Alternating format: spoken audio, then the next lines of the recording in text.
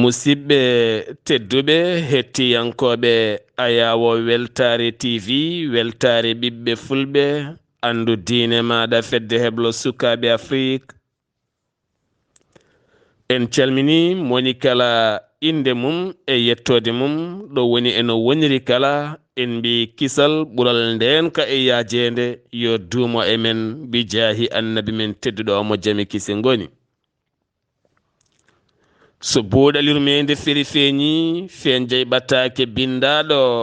naasaande joyi siilo hitande ujune ɗe nogas e tati ɓataake men fayti koye cellal ɓalli hande noon en mbaɗat taɓal mangal jehen ha ton to sehil baabi taw yen toon gardiɗo hôpital mo sehil baabi to bange rewɓe yeeyaɓe doole liggotoɗo e pelle kewɗe ha tenti noon pelle cafroje daraniɓe yoltude haqqe ɓen waɗaɓe viol faabade ɓen rewɓe e kala saaha ɓe teddendi e sattendi fawite e dow mumen on debbo noon woni debbo mo ceenel halayɓe kono kadi taweteɗo hande ton to sehil baabi dillowo e pelle kewɗe ha tenti noon to bange yoga e caɗele ko wayno ñabbuji keɓeteɗe jibinirgol so on kettima yewtere mon tan ne wawima on dañ hen nafoore mawde wonata fandare nafoore nde ko an banira debbo kettotoɗo nde ɗo hen yewtere so tawi aɗa jogui oɗo ñaw walla ni aɗa jogui joguiɗo oɗo hen rafi on wawi yaccade o yaha toon o safre taw kadi hay mbuɗo yoɓani jayde men weltare tv weltare ɓiɓɓe fulɓe kala alhamisa ene heewi nayanade en e cellal ɓalli gila e wasiyaji ha e jertinde nde tawno neɗɗo kala yo eto wonde docteur hoore mum sa woni docteur hoore maɗa tan ma waw rentade gueɗe kewɗe nde tawno aduna hande o ko ñabbuji ɓoli ñaw hen kala eɗen gandi ko safrata ɗum ko haalis kewɗo a tampat a tampinat a ñoodo binat teni kadi kala gonɗo e ma haaɓat ɗum noon moni kala yo rento fulɓe mbi rentade ɓuri safrade rentade ɓuri safrade saɗa jogui cellal aduna ne weeli ko jiiɗa kala aɗa hattani ko jiiɗa e ñamde kala aɗa wawi rusde jaram ko noon rewɓe e worɓe ko noon kono kadi so ñaw ari tan a ñoodo binat ndentoɗen halfude walla dambude ñabbuji e nder men ha wonta chronique wonta sellata gurdam ma kala ko poɗɗe tan tene poɗɗe ɗene gonata beɓɗe tene kadi a gallat a natta timmude tene moye ala ka suka walla jogui rewɓe a jogui sukaɓe a wawana hoorema safara satti beele ni daña cafrowoma hande weeɓani so wona e kala saaha yarlittoɓe iwoɓe leyɗele waɗeɓe ene gara ene cafra en bandiraɗo debbo tedduɗo min calminima min juurimama aɗanayi jayde weltare tv weltare ɓiɓɓe fulɓe hande buuɗal yurmede ene feri feeñi ɗo e sehil baabi bisimilla maɗa assalamu aleykum wa rahmatullahi wa barakatuhu on calminama ɓe kuuɓal on juurama on ñaganama ala fo moƴere caggal yettude allah e nelaɗo muɗum yettude jiknam meɗen mo sababu mone wone wodde men e nder aduna o mi yetti Saar Abdullaahi Saar hono gardiɗo weltare tv e buuɗal yurmeende min woni hande koɗo moɗon e buuɗal yurmeende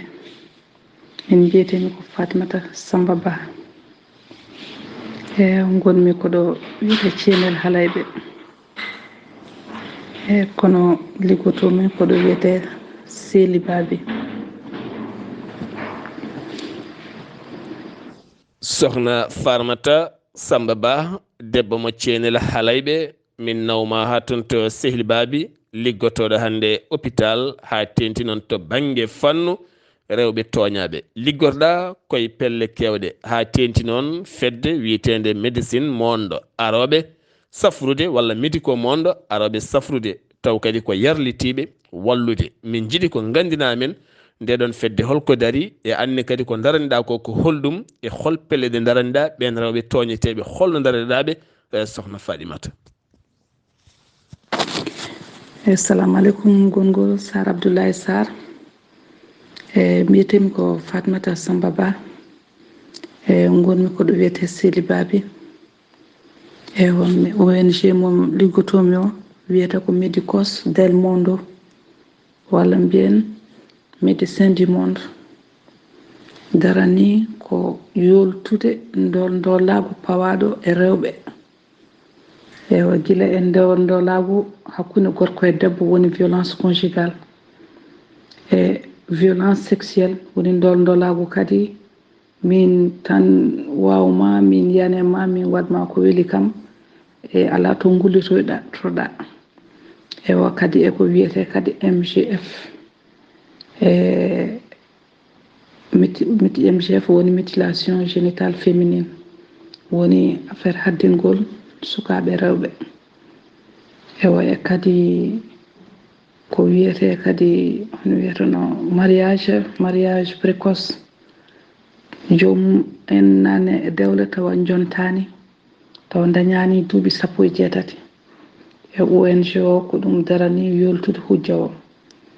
ewa ko min arti hono suudu safare gonɗo to hôpital Seli Babi hono toppiriɓe affaire ndondala ko min ardi suudu ndu so tawi debbo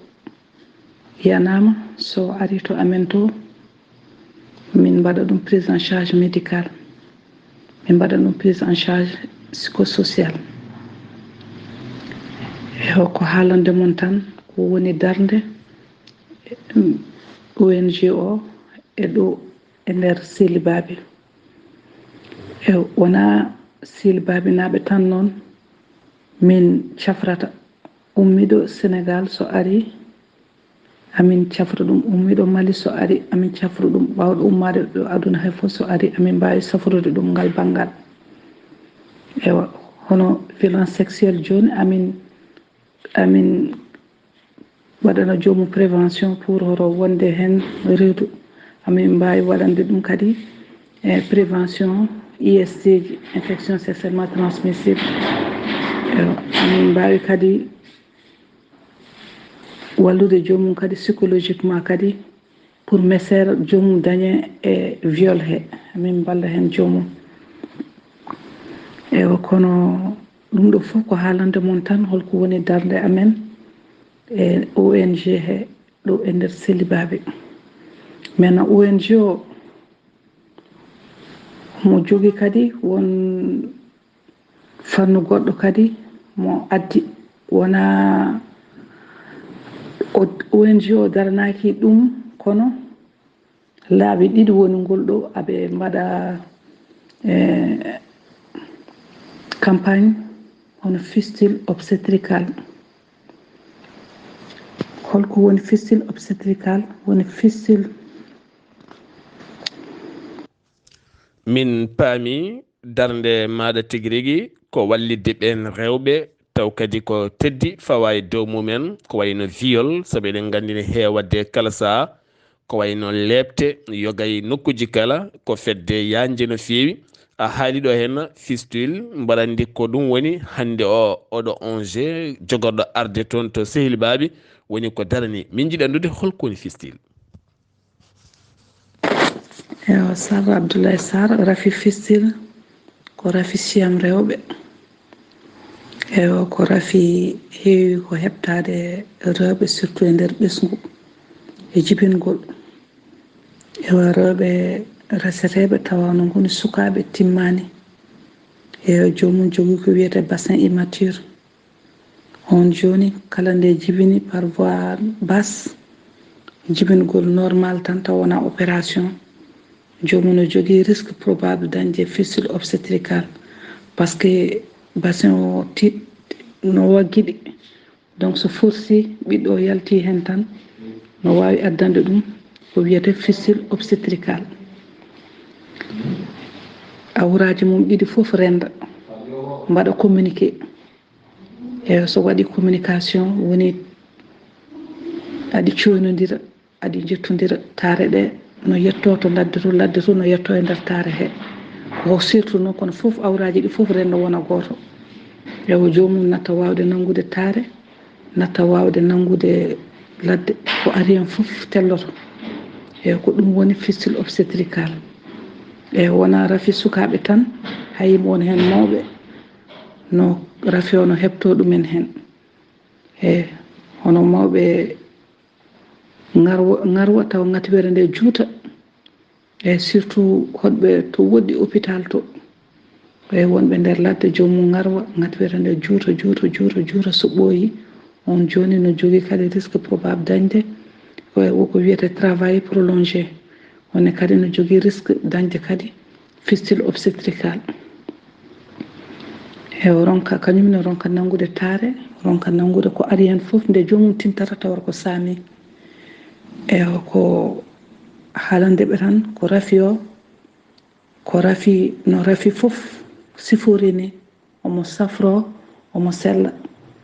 e joni noon rafi o omo sella teni kadi omo safro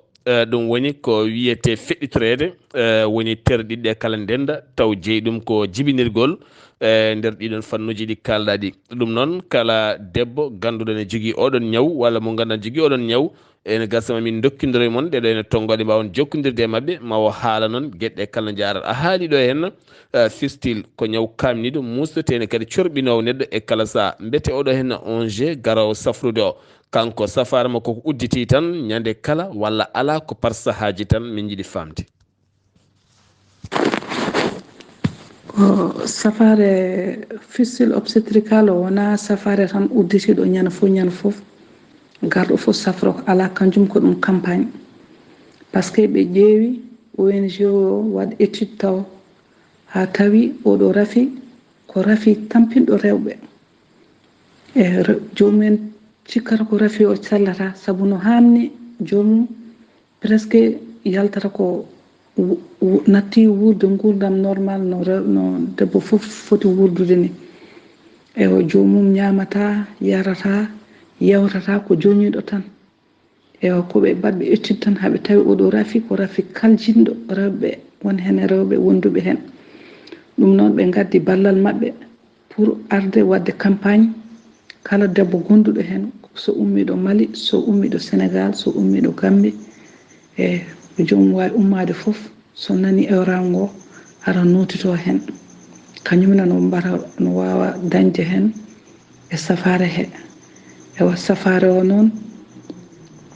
jomum yoɓata safare o yoɓetake e jomum to ummi foof so ari min dutto ɗum passe muɗum to ummori to min dokka ɗum passe mum kadi ko hotiri e jomum jogui droit ardude ko neɗɗo goto accompagnant goto ardata so ari hoɗorde jomum e safare ñawɗo foof ko minen jogoto ha Allah rokka jomum opération mum waɗa ha para ha gasa so opération gasi jomum kadi wona hospitalisation kadi ha sella ha wiya wen nemi puɗɗo woppidde jomum hoota ya ruttito e accompagnant mum kamɓe ɗiɗo foof pasuji mabɓe ko minen jogoto hébergement mabɓe ko minen jogoto e collation hono jomum guura mum foof ko minen jogoto ɗum ɗo hen ko pelle jokkere enɗam balloje taw ko ɓen waɗeɓe safroɓe ɗiɗo hen rafiji iwoɓe nokkuji goɗɗi ene gara fabade meɗen oɗo hen on jet to banggue médical monde walla mbiyen médecin monde ko hunde wande fayida no fewi faltaki tan Mauritanie en wawi Sénégal najo Mali najo Gambie Guinée kala hen ɗo gonɗa sanani dade amen ene gasno min dokkire tongoɗe mbawa jokkodirde hen gam fabade ɓeɗo hen rewɓe wurɓe ɗum mboɗo siftorɗo hen nde min gonno baydaji amin jeelo mi yiiɗa haalde wuuro ngo won debbo goto joguino oɗon rafi sa ɓattima suɗɗo waɗa ɗo sorɓe kine heewi so addanama ñamde hewɓe ne ela kono eɗen gandi almudo wuuri koye fandu mum minen min jaada ha toon min keeɓa booleyguel min jaltina min ñaama kono soko Allah ko noon tan jomum uddire e suudu hankkadi ken haddo gude kewɗe tan ne waɗa cuurani ne waɗa goɗɗum taw ganduɗa wawa ñippude oɗon rafi taw kadi eɗen gandi safrata ɗum ko haalis kewɗo saabu ko ɓoyani ko tan won on hono on arno Mali wawi wadde toon gueɗe mantinide saabu rewɓe heeɓe ne jogui ɗon ñabbuji sohna Fadimata ko daren ɗon ko darde wande fayida saabu kala hen debbo cafraɗo ɗum ko aljanna tan saabu ittude neɗɗo e ɗeɗo lebte e ɗeɗo caɗele ko hunde wande fayida ceer beele onon oɗo hen garowo o safrata tan koko fate banggue fistule walla ala omo safra ñabbuji goɗɗi Saar Abdullaahi Saar a weltanama kamɓe hande safara ɓurɗo tengtuɗo woni fistule obstétrical o hande on ko on safare ɓuri tengtude ko on safare o noon wona safare tan moɓe udditi tan ñan fo no safre ala kanjum ko ɗum campagne o lebbi 4 ɓenniɗo henna ɓe mbaɗino campagne ko hono ko wayni kono no raɓɓiɗno quoi joni won noritiɓe hen gari oppirama alhamdulillah dañi jaam jeehi hajuji mumen kanjum oɗo campagne joni fuɗɗoto ko ñande 30 janvier ha le 4 février 30 janvier ha 4 février campagne o gasata ɗo hande ko oɗo fistule tan ɓuuri tengtude hono no mbirunomi gila arwande nde ni mbimi boîte amen o hono médicos del mondo darani ko pour violence basée sur les genres woni ndol ko haɓanade ndolagu pawaɗo e rewɓe gila e rewɓe wonɓe nder dewle mumen no mbaɗe ko mbaɗe ndolagu ha e ndolagu e nder gure meɗen hono debbo par exemple no yaha tan gorko min jogui doolam tan mi yana e debbo o ko ɗum ONG ɓuuri daranade ɗeɗo fannuji ɗi kalmi kala dañɗo hen caɗele so ari amin jogui prise en charge médical et psychosocial momin mbaɗanto jomum min cafra jomum et puis kadi amin jogui kadi une assistance psychosocial kadi saabu jomum ma ko messere mawɗo wonanta ɗum e nder ɓernde mum joni amin jogui psychologue amen cafro ko jomum kadi de soulagement émotionnel ko ɗum boîte o darani ɗum haysoko hande haysoko janggo haysoko ɓaawo janggo tant que ONG o no lutti ɗo kala garɗo on fannu ɗo wawi ummade foof noon so ari min keɓɓoto jomum hono no mbirumi ni jomum haydara yoɓata so ari passe muɗum safare mum kala ko jari foof ko minen mbaɗata safare o ko wawi ɓamere ɗo e sehilbaɓe foof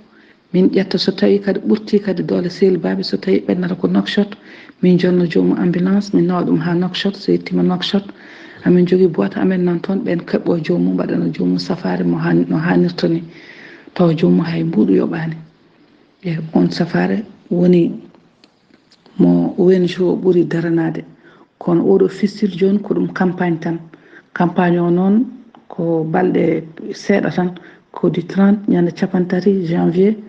ha le 4 février nden campagne o gasata eyo min paami tigi rigui campagne haɓade ñaw fistule o ko 30 janvier ndu lewru ndu gonɗen ha 4 février lewru fandu ɗum noon musidɓe tedduɓe oɗon mbawi windude 30 janvier ha 4 ko nden tan woni safara o a artiɗo hen e haalde wonande yeeyeteɓe doolagu saaɓe jiiye kala saaha wonɗo viol laji mbatte e sukaɓe rewɓe jomum foole waɗe viol walla yarne poɗɗe walla drogué waɗe viol cattuɗo saabu ko ɓoyani ko tan e nder jayde Weltare TV wonɗo suka debbo bifta nawa waɗa gueɗe cofɗe bonna bonande bonde ko ɓoyani koye ji sukaɓe rewɓe ɗiɗo kadi ɓuura doole cokka e suudu mbaala mumen ha wiyete bonna bonande bonde won kadi ɗo suka debbo rowane jungo mum taƴa taw taƴi ɗum ko joom galle mum tan naate ladde yeehi ɗeɗo gueɗe kala ko ɓooyani ko wonɗo gorko felli joom suudu mum kulal e hoore ɗe gueɗe kala ko gueɗe baɗɗe piile e goɗɗum eɗen gandi wona hunde yonde saabu Allah tagirani ɓen rewɓe yo mbaɗendani hen koɓe kado moƴƴo mo Allah rokki en poɗɗen wurde mabɓe ko gurdam moƴƴam ndeɗo fedde noon wona nde waɗo association daraniɗo wona nde walluɓeɗo hen rewɓe ko hunde wande fayida no fewi ha tenti kadi oɗon ɓeydi juuɗe wona nde ONG ji goɗɗi garoji kadi wallude rewɓe yaltude ɗiɗo hen rafiji ko hunde moƴƴere sohna Fadimata Ba pular ma ne laaɓi machallah sa jibinaka ga mawnani ga henna ko kalta ko heewi e jibinaɗo ga mawni gani taw wawata haalde ko kalɗa ko min beltanimama hen no fewi oɗo saaha mo gonɗen holko patɗon e bandiraɓe rewɓe ɓe caggal rafi o ɓuuri feñde koye mabɓe. Assalamu aleykum Sar Abdullaahi Saar mi salminima mi weltanimama jinnomi ko bandiraɓe meɗen rewɓe ɓe ganda fistule obstétrical hono rafi siyam rewɓe ɗum ɗo wiyete wona rafi ni wona rafi saabu ko ɗum caɗele hepti jomum koye ɓesgu wona rafi jomum yo wattu haqqille mum ɗum ɗo wona rafi mo neɗɗo won rafiji nan toon ɓurdi bonde tension ɓuuri bonde diabète ɓuuri bonde kono won hen no jabri Allah no gurji hen kono oɗo ko caɗele tan heptoto debbo e ɓesgu caɗele ɗe noon so ɗe tintama tan jomum so safrima tan sellan kañum safare mum ko chirurgical ko opération tan waɗe taf kasi jomum sella ya hajuji mum doga e dogduji muɗum aduna so tawi ko commerçante wonno ya continue commerce mum so tawi ko dawannoɗo jeere wonno dawa e jeere muɗum kala activité mo jomum wawno jogade dawa hen ewa itte haqqillaji moon ko ɗum rafi mo sellata ala omo sella wona rafi ni ɗum ɗo wiyatake rafi minen min mbiyata ɗum rafi ni heddoto tan ko so neɗɗo wondi hen tan wiyata ko rafi kono ɗum wona rafi ko caɗele tan heptoto debbo e nder jibingol e nder ɓesgu ewa so tawi ɗum ɓenni tan so tawi jomum tinti ewa ara guila law waɗane safare muɗum ewa son ji oɗo ONG hande daranima yidde wallude meɗen enen rewɓe ko andude ko rafi ko aɗum meɗen te eɗen mawnina ɗum te ɗum mawnani eɗen mawnina ɗum mawnani par ce que holko waɗi kam mbide eɗen mawnina ɗum kala gonduɗo hen dal wuuri ko gurdam boɗɗam ñamata yarata yewtata wondata yimɓe koko joñi tan ewa so neɗɗo wuuri ɗam gurdam so ɓooyi tan ko mayde rewanta ɗum hen joni noon aɗum safro aɗum sella te opération mum jutani ni so ɓooyi tan ko balɗe sappo jomum sella yaaya hajuji muɗum ko on wasi mo jogonimi bandiraɓe. En 2017 mi heɓino ɓataake ko fate banggue buuɗal yurmeende won debbo dañño oɗon rafi yimɓe kala dogmo hay joom galle makko e hoore mum dogmo nde tawn aɗa andi ko hunde hamnide no mbiɗa ni sohna Farmata kañum ɗum wona rafi ɗum heftoto tan koye jibinirgol kono ene wawi waɗede neɗɗo wawi oppirede ñoote fewne rutto e hajuji mum kono ɓuuri hen hamnat tan ko yimɓe hewɓe cuuɗat rafi jogoɗa on rafi cuuɗa heddaɗa waɗa gude kewɗe cuuroyuji ñalla tan change de gude aɗa waɗa cuuroyuji aɗa hutoro produit ji goɗɗi chimique wiye ɗum ne itta odeur aɗa hutoro taw ganduɗa aɗa soomi ko comɗa ko hunde nde ganduɗa janggade e sériya saabu sériya ne haali sa resi debbo peɗɗitoraɗo woni ifda aɗa jogui droit nawtude saabu eɗen gandi heewi addude ɗum koko mbiɗa ko mbete debbo ene wawi dañde oɗon rafi tan taw wona e jibinirgol walla ala taw koye jibinirgol tan. ewa Sar Abdullaahi Saar no mbirmami joni kanjum presque ɗum wona rafi heddoto noon ko en mbaɗi haqqillaji meɗen tan ko ɗum rafi kono ɗum wona rafi ɗum ko ɗum caɗele tan keptotoɗo debbo e nder ɓesgu ewa so tawi ko rafi wonno worata debbo worata gorko kono noon ko ɗum caɗele complication keptotoɗo debbo e nder ɓesgu ko caɗele heptotoɗo debbo e nder jibingol mum ewa no mbirnomi gila arwande nde mbimami so tawi debbo resama no woni cukalel tawa terɗe mum timmani woni bassin immature on joni so jibini no wawi ɗum heptade hen hay soko tawi ko debbo no kadi timmuɗo ni timmi e duuɓi, timmi e terɗe, onne kadi so tawi jibingol muɗum juuti, ngatiwere mum juuti, e waddañani assistance tawa ko hôpital par ce que heewi arde jomumen tan ko jibinoɓe galle ɓe. Taw ɓiɗɗo goho no jogui poids, ɗiɗi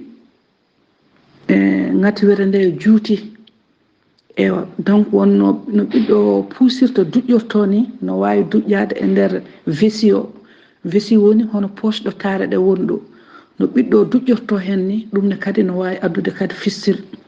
obstétrical.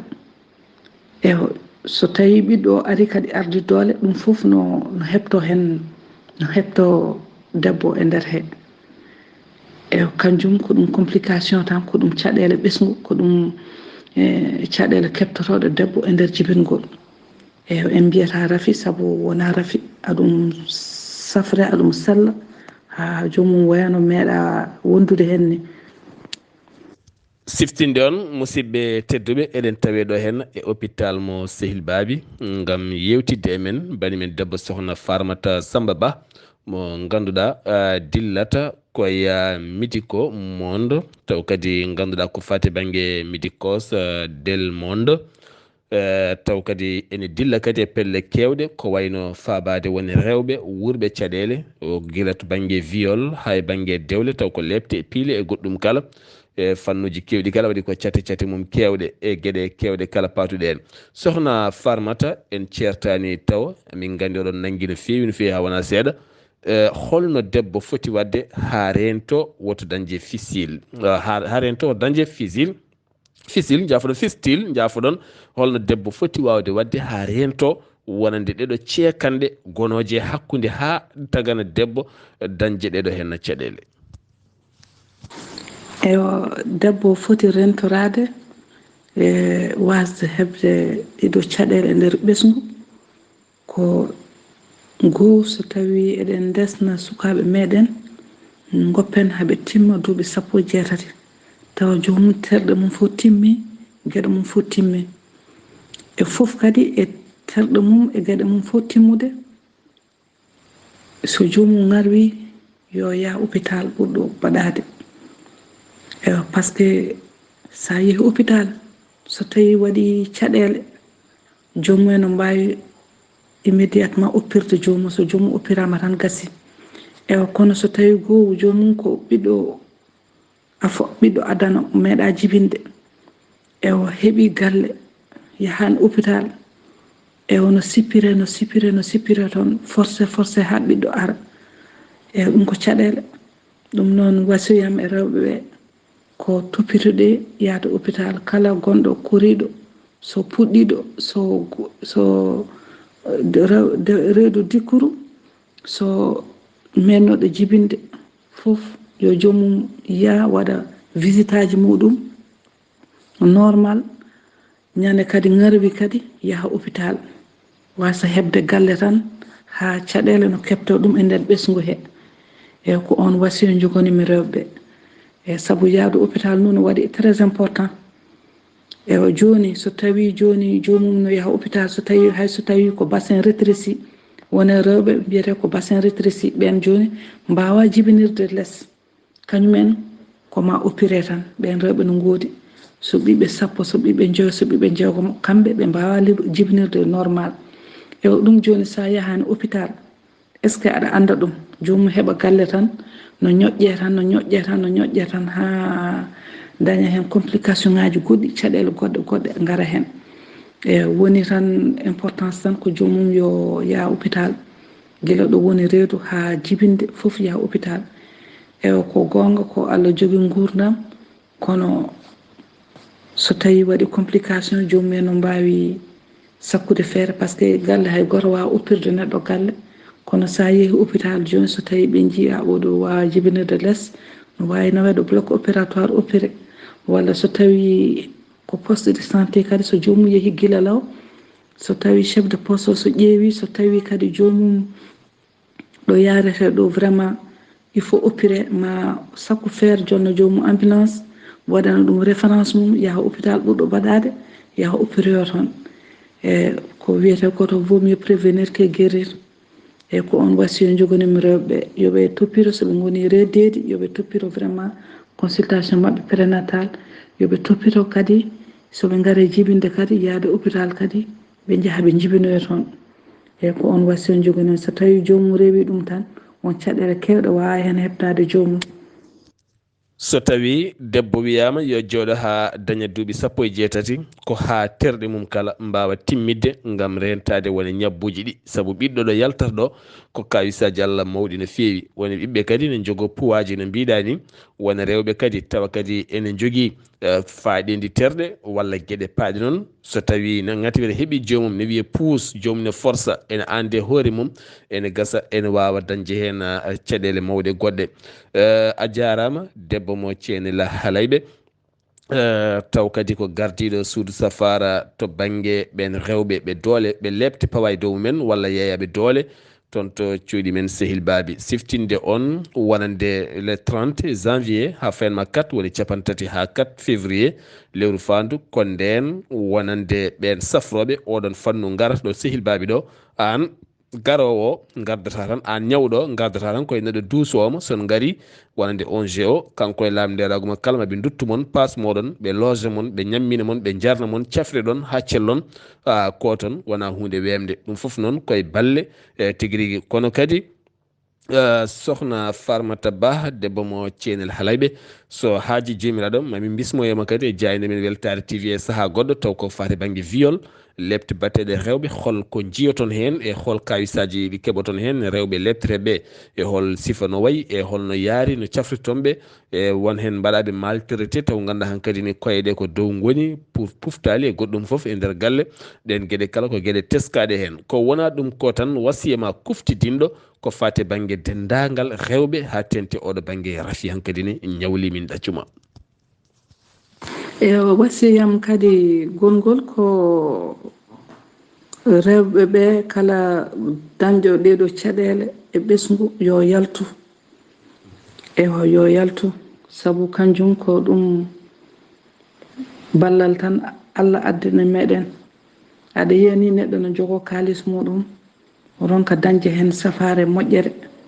ɗum ɗo noon ko Allah addi ko Allah addi ha yetti hay mbuuɗu a waɗata hen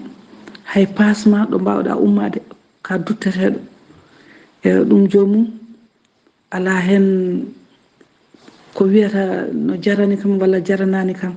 kala gonduɗo hen yo yaltu horo suuɗo yo yaltu goƴa suuɗetake a aybintu rafima tan cella et puis kanjum ko ɗum caɗele heptima an wona an waɗi wona goɗɗo waɗi ko Allah addi rafi mum kadi addi kadi ñawdoɓe ɗum min kay wasiyam ko vraiment kala gonduɗo hen yo yaltu so yalti nimsa alanta ɗum hen so yalti ari ha yi safare o ma andu vraiment dañi safare saabu wona hande min puɗɗi ngol ɗo woni laabi ɗiɗi gotol waɗama feewi joni kadi amin jiiɗi wattude goɗɗungol kadi ha joni ko ballal faade e wandiraɓe meɗen rewɓe miñiraɓe meɗen e mawniraɓe men e giƴiraɓe men e yummiraɓe meɗen ko ɗum ballal Allah addi vraiment jinnomi ko goto foof joguiɗo hen foof yo yaltu so yalti ha en min jewtide e jomum ha min jenanama kay jomum ko oɗo rafi wondi caɗele fof ngala hen mamin kalan jomum lawol ɗo wawi ummade fof ha ara ha yetto meɗen ɗo en so yettima ɗo opération waɗete ko ɗo wiyete kiifa ko hôpital kiifa to ko toon min nawata jomumen ko toon opération waɗete jomum toon wonata wonda toon e jaadiɗo muɗum ha sell amin jogui toon kadi boîte amen nan toon ɓen toppita kono minen joni kala ko ari ɗo e amen minen ballata jomumen ha no jaari ha toon so yettima toon kadi koye juuɗe moƴƴe jomumen natata kadi balle kadi no cafrori hoto kuuli hen haydara hoto kirsi hen haydara rafi hirsinaki ñaw hirsinaki ɗum noon ko bawɗe hen wondude foof yo yaltu yalta ara heɓa safare nde Allah addi hay mbuuɗa yoɓata e ko yumɓe ɗiɗo noon, yumɓe ɗiɗo prise en charge ko yumɓe ɗiɗo, kanko ñawɗo e goto jaadiɗo muɗum. e ko ɓeɗo ɗiɗo ko ɓen min jogoto ha safare jomum kasa, jomum hoota e hajuji muɗum.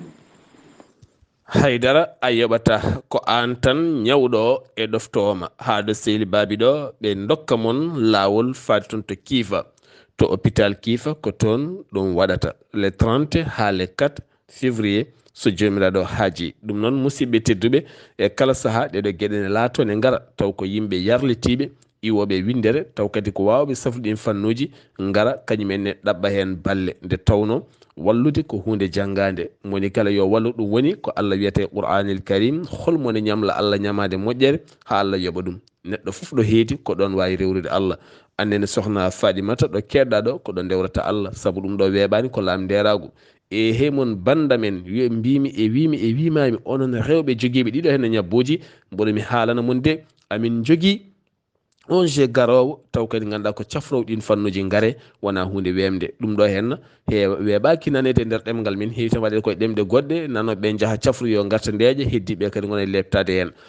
ala ko neɗɗo hersata hen haydara, yo yaltuɗo suuɗi ɗo ara. so tawi noon on jiiɗi jokkodirde tongode ha mbawon hebde hen ko laaɓi, mbatten ko 00 222 22 32 76 71 woni 00 222 22 32 76 71 wonande ɓe mbawa nanguir noon tongonde mbatta ko sa waɗi indicatif leydi Mauritanie woni 00 222 ha gayni, mbatta ko nogas e ɗiɗi capantati e ɗiɗi capanɗe jeeɗiɗi e jeegom capanɗe jeeɗiɗi e goho. ɗum kam ɗo ene wawi nanguede woni nogas e ɗiɗi capantati e ɗiɗi capanɗe jeeɗiɗi e jeegom capanɗe jeeɗiɗi e goho, caggal nde mbaɗɗa indicatif leydi Mauritanie. a jarama sohna Fadimata Samba Ba, pular ma ne labti ceer, haysa jibinaka e nder leyɗele men ɗeɗo hen walla e nder leydi men ndi, e ɗemɗe goɗɗe ɗe ɓurɗa wawde nande kala elle ma wi pular ɓuuri arde dow. min beltanimama no fewi, min keeɓi komin jinno e ma ko kadi min keeɓi humpito manggo no fewi, saabu holɗum neɗɗo fotani jaggude ngatiwere e galle tan wona ɗon, foti tan so garwi tan yaaha walle law jibina. ko noonne kadi e pelle mon ɗe kadi ɗo poti daranade tigui rigui to banggue hôpitaux ji ɗi kadi rewɓe aroɓe tan donc jibinde ɓe heddo jomum daro tan fayetake foof kadi en hen ɗen caɗele kadi e nder hôpitaux ji. ɗum foof kadi amin jiiɗi kadi ononne kadi darniɓe pelle ɗeɗo ko wayni en jehon hôpitaux ji he kadi kirjinon ɓen yimɓe wonɓe toon ɓe taw ko safroɓeɓe nde ɓurata ka waw toppitade rewɓe aroɓe e kala saaha. musidɓe tedduɓe hettiyankoɓe Ayaw Weltare TV weltare ɓiɓɓe fulɓe, buuɗal yurmede hande feeño koto hôpital mo Sehil Baby, wonno koɗo meɗen ko sohna Fadimata Samba Ba, debbo mo Thienel Halayɓe, kono kadi taweteɗo to Sehil Baby hôpital. gandon gueɗeɗe kala mbaɗata koto hôpital Kiifa to Nouakchott Mauritanie, faltaki Mauritanie, faltaki Mali,